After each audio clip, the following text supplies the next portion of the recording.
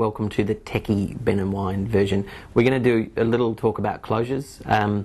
There's all kinds of closures on the market. We've got some of them here in front of us, and it's not something that you need to go into a bottle store and say, look, can I please have the DM closures, thanks. But you'll see them and they do vary. There are sort of arguments that some are better than others, and when we talk about the quality of corks, first of all we're talking about the fact that there will be less random oxidation, and there will be less results or less evidence of cork taint in a wine. So if we start with, I guess, the most traditional closure that we'll see today, which is this one here.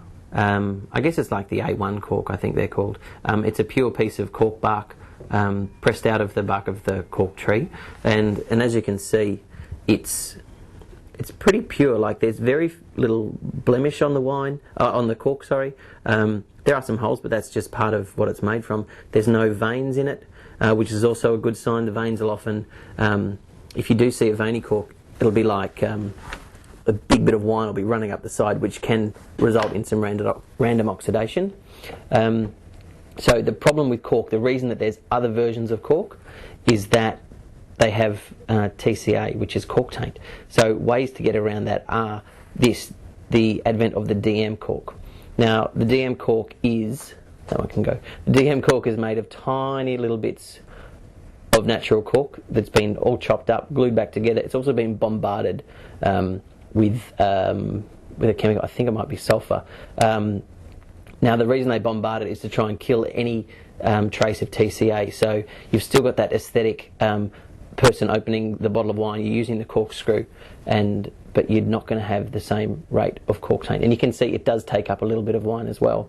One thing that's important when people talk about corks is that the reason they're good is not just because they look pretty and they do allow some air to go between the bottle and the wine, but they also do take up impurities from the wine as well, so they're kind of like a healthy closure.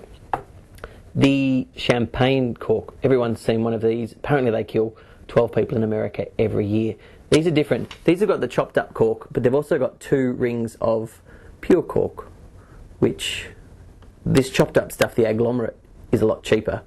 And then the pure cork at the bottom, you can see there's 2 rings there. I'm not sure if you can, but there's 2 rings of cork there. Now, some people have started to do that with bottled wine or still wine as well, which is a version here.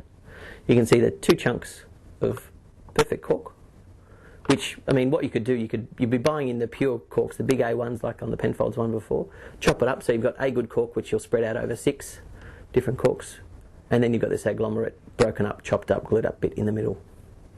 And again, very small take up of wine, but I think this was from a very young bottle that I had the other day. Then you go to the most famous one. This is actually a Stelvin. You see the name there. This is a Stelvin closure. The ones that aren't Stelvin are called screw caps.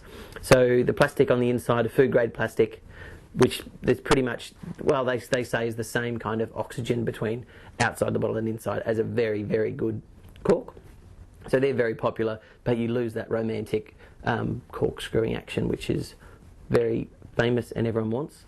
These ones, this is off the Pedro Jimenez we had, and there's a lot of wines out there that people don't think have cork taint. This is very common. People don't think champagne can get corked, but it can, and so can wines. So can anything under cork. You could have a bottle of vinegar that's got cork taint. But that's just very, not the most expensive cork in the world. Just a whole chunk stuck to a little cap, so it's very easy to close. The most modern, but used on champagne before it's disgorged, is the crown seal. So that's that bit of plastic that you'll also see underneath the Stelvin. So very easy to open. This is probably the easiest because you use your hands. This one you do need, I don't know, a bottle opener, or if you're really cool, a lighter or something. And then my favourite, the Vinilok glass closure, a beautiful weight. It sounds fantastic. It's got that lovely little click, and again the plastic. It's a nice in between. It's a bit unusual. It's a bit different, but it's a beautiful little closure.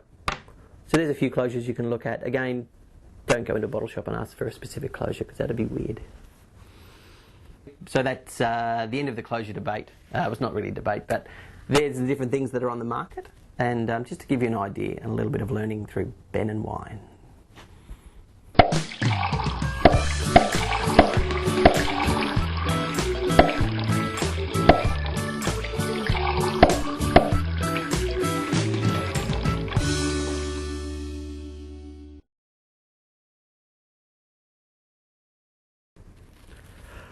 I'm spent.